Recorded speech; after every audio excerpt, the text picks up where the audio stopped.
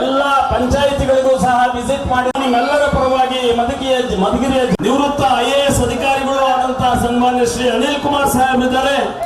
ಅವ್ರಿಗೂ ಕೂಡ ಜೊತೆಗೆ ಚಿದಾನಂದ ಅವರು ನಮ್ಮೆಲ್ಲರಿಗೂ ಸಹ ಪರಿಚಯ ಮಾಡ್ತಾ ಇದ್ದಾರೆ. ಕುಮಾರ್ ನಮ್ಮ ಏನು ಸೋಮಣ್ಣ ಸಾಹೇಬರ ಗೆಲುವಿಗೆವಾದಂತಹ ಸ್ವಾಗತವನ್ನ ಈ ಸಂದರ್ಭದಲ್ಲಿ ನಾನು ಬಯಸ್ತೇನೆ.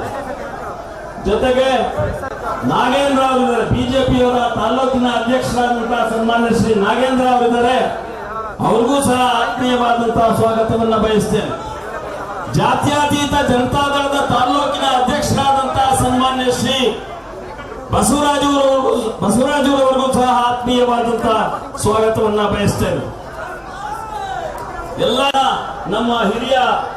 ನಮ್ಮ ಹಿರಿಯರು ವರಿಷ್ಠರು ಮಾಜಿ ಪ್ರಧಾನಮಂತ್ರಿಗಳು ಆದಂತಹ ಸನ್ಮಾನ್ಯ ಶ್ರೀ ದೇವೇಗೌಡರು ಸಾಹೇಬರ ಒಂದು ಆ ಕಾರಣದಿಂದ ಇವತ್ತು ಜಾತ್ಯತೀತ ಜನತಾದಳ ಉತ್ಸವವಾಗಿ ನಡೆಸ್ತೇವೆ. ಸೋಮಣ್ಣ ಅವರನ್ನ ಖಂಡಿತ ಪಾರ್ಲಿಮೆಂಟ್ಗೆ ಕಳಿಸಿಕೊಡ್ತೇವೆ. ಆತ ಇರ್ಬೋದು, ಭ್ರಷ್ಟ ರಾಜಕಾರಣ ಇರ್ಬೋದು, ಅಥವಾ ಏನು ದ್ವೇಷದ ರಾಜಕಾರಣ ಇರ್ಬೋದು, ಇವೆಲ್ಲಕ್ಕೂ ಕೂಡ ಇತಿಶ್ರೀ ಆಡಬೇಕು ಅಂತಕ್ಕಂಥ ವಿನಂತಿಯನ್ನ ಈ ಸಂದರ್ಭದಲ್ಲಿ ನಾನು ಮಾಡಬಯಸ್ತೇನೆ. ಬಂಧುಗಳೇ, ಕಾಂಗ್ರೆಸ್ಗೆ ಯಾರು ಪ್ರಧಾನಮಂತ್ರಿಗಳಾಗ್ತಾರೆ, ಯಾಕೋ ಹಾಕ್ಬೇಕು ಕಾಂಗ್ರೆಸ್ಗೆ ಓಟು? ನೀವು ಕಾಂಗ್ರೆಸ್ ಓಟ್ ಕೊಟ್ಟಿದ್ದೆ ಆದ್ರೆ ಅದು ವೇಸ್ಟ್ ಆಗ್ತದೆ ಅಂತಕ್ಕಂಥ ಮಾತನ್ನ ಈ ಸಂದರ್ಭದಲ್ಲಿ ನಾನು ಖಡಾಖಂಡಿತವಾಗಿ ಕಾಂಗ್ರೆಸ್ನಲ್ಲಿ ಪ್ರಧಾನಮಂತ್ರಿಗಳಾಗ್ತಕ್ಕಂಥ ವ್ಯಕ್ತಿಗಳೇ ಇಲ್ಲ.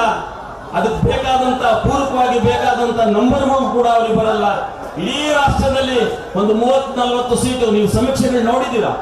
30-40 ಸೀಟ್ ಬಂದ್ರೆ ಹೆಚ್ಚು.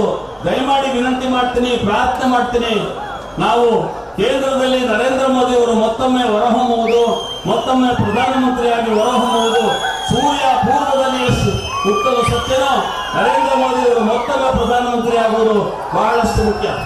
ಒಬ್ಬ ದೃಢವಾದ ಸಾಹೇಬರು ಅವ್ರ ಜೊತೆನಲ್ಲಿ ಕೈ ಜೋಡಿಸಿದ್ದಾರೆ. ಸೋಮಣ್ಣವರ ಅಭ್ಯರ್ಥಿಗೆ ದೇವೇಗೌಡರು ಸಾಹೇಬರದ ಒಂದು ಆಶೀರ್ವಾದ ಇದೆ, ನರೇಂದ್ರ ಮೋದಿ ಅವರ ಆಶೀರ್ವಾದ ಇದೆ, ಅಮಿತ್ ಶಾ ಅವರ ಆಶೀರ್ವಾದ ಇದೆ, ಯಡಿಯೂರಪ್ಪ ಅವರ ಆಶೀರ್ವಾದ ಇದೆ, ನಿಮ್ಮೆಲ್ಲರ ಆಶೀರ್ವಾದ ಇದೆ ಅಂತಕ್ಕಂಥ ಭರವಸೆಯಿಂದ ನಾವು ಇವತ್ತು ಈ ಸಭೆಯನ್ನ ಮಾಡ್ತಾ ಇದ್ದೇವೆ. ಬಂಧುಗಳೇ, ದಯಮಾಡಿ ವಿನಂತಿ ಮಾಡ್ತೀನಿ, ಪ್ರಾರ್ಥನೆ ಮಾಡ್ತೀನಿ. ಸೋಮಣ್ಣನವರು ಸಹ ಸುಮಾರು 50 ವರ್ಷಗಳ ಕಾಲ ರಾಜಕೀಯ ಜೀವನದಲ್ಲಿ ವಿಶೇಷ ಅನುಭವವನ್ನು ಪಡೆದಿದ್ದಾರೆ. ಶಾಸಕರಾಗಿ ಕೆಲಸ ಮಾಡಿದ್ದಾರೆ, ವಿಧಾನ ಪರಿಷತ್ ಸದಸ್ಯರಾಗಿ ಕೆಲಸ ಮಾಡಿದ್ದಾರೆ, ಜಿಲ್ಲಾ ಸಚಿವರಾಗಿ ಕೆಲಸ ಮಾಡಿದ್ದಾರೆ, ಜಿಲ್ಲಾ ಉಸ್ತುವಾರಿ ಸಚಿವರಾಗಿ ಕೆಲಸ ಮಾಡಿದ್ದಾರೆ.